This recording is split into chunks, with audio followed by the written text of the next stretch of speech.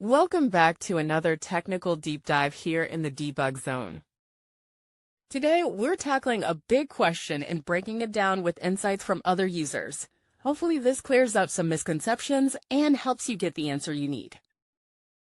So buckle up, stay a little curious, and let's jump right in.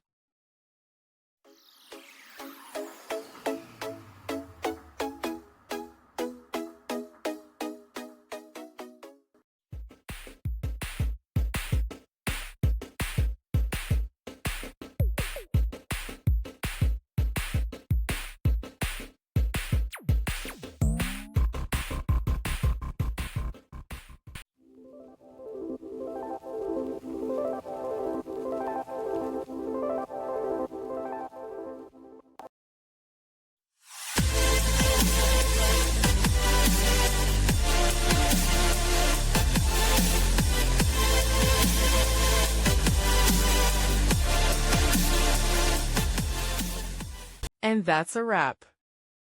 I hope you found the answer you were looking for.